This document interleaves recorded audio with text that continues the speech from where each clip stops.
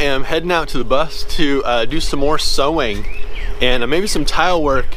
But this is not a bus video, not a build video, but instead it is my next odd jobs video. Just a chance for me to kind of like post an update about what's going on. I'm gonna tell you my odd job story, and I'm going to talk about updates, stuff that's been going on, stuff that you'll see on the channel, and stuff that has been behind the scenes, not on the channel.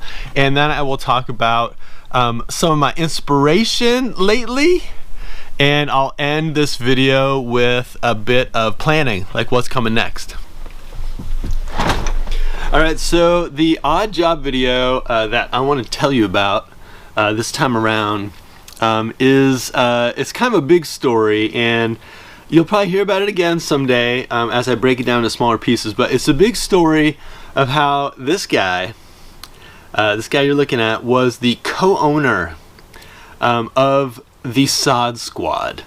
Now, the Sod Squad was a lawn mowing business, and I just, you know, back in the day, if you needed money, you were a broke kid, you'd mow lawns. That just seemed like what you did. These days, it seems like kids, you know, they get like a GoFundMe site going, or a Patreon page or whatever, a YouTube channel. But anyway, back in the day, you mowed lawns, and my good buddy Jamie Downs and I, in about, I think it was like 6th or 7th grade, so we were like 10, 11 years old, something like that. His mom and dad bought a nice lawnmower, like a Honda lawnmower with the wheels that would turn, like a drive mower, and a trimmer. Now before that, we were all using push mowers and just crappy old mowers. Anyway, he got this mower, and his parents said it was cool if he used it with a buddy to make some money. So we started mowing lawns in the neighborhood. 10 years later, I was still mowing lawns, not in the neighborhood, but all over town. And it ended up just being a lot of fun, a really good job, like a lot of freedom, good money, no one looking over your shoulder, and you know, hands-on work, working with your hands and everything. And I feel like that job, that landscaping, we didn't do a lot of landscaping, it was mainly mowing. That job with the Sod Squad ended up teaching me a lot about work, you know, the value of a hard day's work, and then also kind of got me into some of those jobs I've talked about before, where I was like a day laborer, and I was a irrigation guy, and other things I'll tell you about in other stories in the future. Anyway, the deal with the Sod Squad, we started small. We had a skateboard and the mower.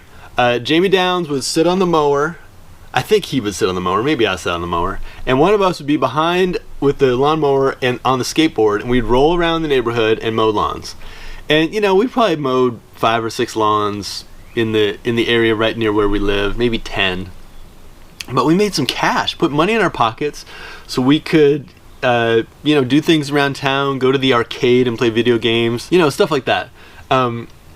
It developed over time, so you know, we do it each summer, and when Jamie Downs got a driver's license, we were putting that lawnmower and that trimmer, the same one, in the trunk of his car, like jamming it in the trunk of his car. I think he had like an old like Toyota Corolla sedan, something like that.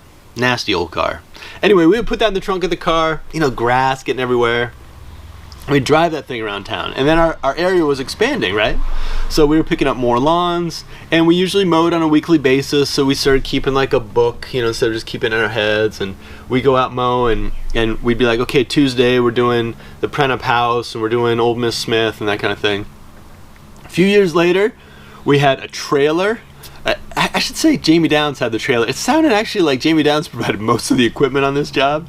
But anyway, he had a Jeep and a trailer, so we did that for a couple years. And then Jamie Downs went off to college, and I kept mowing through college. And I had a loaner trailer for a couple of years, and ultimately I think I sold the business to, I'm trying to remember his name, Coach Blackman, my baseball coach. I sold the business to Coach Blackman for a couple $100 and was out of the business. 10 years later, the Sod Squad was kaput. 2 things I want to mention. One is that when you mowed lawns for people for that many years, and you know, you had the same account for years sometimes, you develop a kind of like a a personal sort of intimate relationship with some of those people. And one guy, old Coach Prenup, he had been a coach at the college level. I think he had coached the football team. And this is at the University of Colorado. This is back in Colorado. Coach Prenup, we mowed his lawn, and he slowly kind of lost his marbles and his ability to get around. So you not only mow his lawn, you know, you go in his house and you'd help him with breakfast. You would, you know, have to like pull his underwear drawer open to get cash out of there to pay yourself, and you'd end up having a long conversation. You would have a long conversation with a lot of these people. Hot days, they'd invite you in the house for some cold water, maybe a butter sandwich or something like that, some kind of funky food you'd choke down. So anyway, that's one thing. One is that you know, that job, just like all jobs, was a lot about the personalities. I'm sure it was about the work, and you'd get a system down for doing a good job and getting it done on a timely fashion and your rotation and everything. But a lot of it was the personalities and talking to people and getting to know them and whatnot. So I really appreciated that. The other thing about the Sod Squad is that you know, I walked away from it. I was pretty much done with college. I think it was the last year of college when I sold the business, and you know, I was looking for something else. And I went and I did other kinds of work and just so many different things. And the further I get away from the Sod Squad, here I am, almost 49 years old, the more I think that it was actually a pretty good business.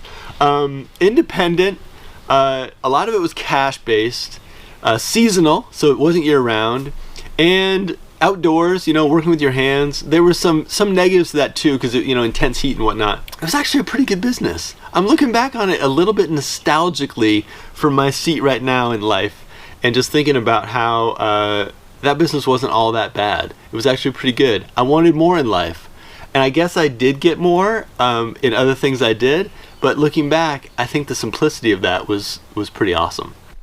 All right, so that is my odd job story. Next thing I'm going to do is just give you some updates about what's going on. And you can see here in the bus that it's a little bit of a mess, and that I got my sewing machine out. I have been doing some bus work. It's been warming up and nicer to work out here. I'm doing some sewing projects, making cushions and mattresses and things for the bus. And today, I think it's gonna be in the 60s. It might be a little bit dark right here for filming. Let me flip the light on. It's gonna be in the 60s, and I gotta finish this tile job. The shower is only partly tiled. On a warm day in the winter, I tiled part of it, and I just didn't get it done. So anyway, that needs to happen. All right, a few other updates just about what's been going on. I got a free welder. I got a free flux core welder. I made a video about it. Maybe you saw it. It has got to be the cheapest welder you can find. Just about $100 on Amazon.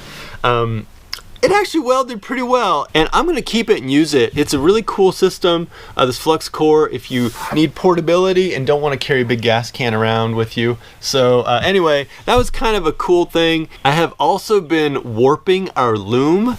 I've only put a couple videos up about this loom, but we have an old loom, you know, like a weaving loom, and to get a loom going, you need to warp it, and the warping is just kind of arduous, and I have never done it myself. It's one of those things I should do, but I just haven't gotten into. Anyway, our good friend Debbie came over and has been helping me warp the loom, and I'll show you some footage here of what's been going on. She's been coming over and just kicking my butt getting that thing warped, and it's almost done. It's dangerously close to being done.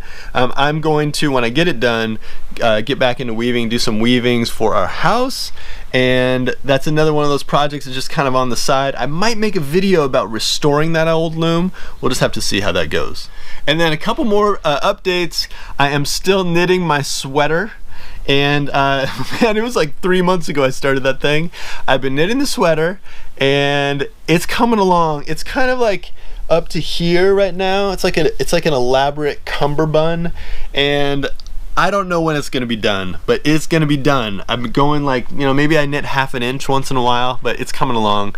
For all you knitters and fiber people out there, don't give up on me. I am knitting my sweater. Last update is that I started another YouTube channel. I'm not betraying you guys. I love this channel. This is like my lifeblood. I totally dig it. But over the years, if you've seen my channel for a long time, you'll notice that I sometimes post health and wellness related stuff because I'm a dude with multiple sclerosis, and I started out posting on this channel about it just because, you know, I wasn't really all that into YouTube or whatever. But now that I post mainly about building, you know, like construction and building related stuff, it just didn't make sense to be posting about multiple sclerosis and diet and exercise and stuff like that, so on this channel. So anyway, I started a new channel. I'll put a card up here if you're interested. You don't have to check it out if it's not your bag. But anyway, I got that new channel going on. I've been posting a couple videos and it's been fun. Right now, this is just a little bit weird in terms of continuity. It's later in the day right now, and I'm doing that tile job I was talking about, and it just occurred to me that I totally forgot to mention like what I've been drawing my inspiration from this past couple of weeks, and I've been trying to do that in each video, so I'm going to do it here, and then I'm going to jump back to the past when I was talking to you before about the odd jobs and updates and whatnot. Alright, so in terms of inspiration, two YouTubers who just keep it completely real. One is I think his name, I'm gonna mispronounce this, but Devin Larat, something like that. Devin Larat. I'll put a link either on the screen or up in the corner to him. He's an arm wrestler dude, Canadian guy, big dude, and the reason I like him is that he's just so authentic. Like, he just sets his phone down and makes a video. It used to be there was so much more of that on YouTube, and increasingly all of us, and I gotta include myself here, we make our damn YouTube videos too much like a TV show. They're all so produced and slick and everything. The lighting's just right. Right now my lighting is probably not just right. But Devin Larat, straight up, just talks to the camera. Arm wrestling guy. I'm not an arm wrestler. I'm not even really that into it, but I like the guy on YouTube. He's really just real and honest. The other is this YouTuber who's really popular. His name is, he goes by Report of the Week, and you've probably seen this dude. Totally wacky young guy. He's been YouTubing since he was a kid, and he does food reviews, and he refers to himself as Report of the Week, like your host, Report of the Week. Totally wacky. Seems like a performance artist or something, but I don't think he is. I think he's just legit. There's got to be a movement to keep YouTube weird. You know, keep it a little bit strange, not so slick and produced and one size fits all. If there was a movement, those two guys, Devin Larat and the Report of the Week food review guy, those guys would be spearheading the movement to keep YouTube weird. They do really just cool stuff, I think, because they don't follow a set script. They're like doing their own thing. All right, that's my inspiration that I've been drawing from this past week or two, and now I'm going to bring you back to the past when I was talking about updates and probably just about to sign out on this video. Alright, that's it for my odd jobs update. I kind of can't believe I hadn't mentioned the Sod Squad before. That was just like such a formative job for me. Anyway, hit me with a comment down below if you feel like it. It's always good to hear from you guys. And in the meantime, go make something cool, and I'm going to see you in the next build video.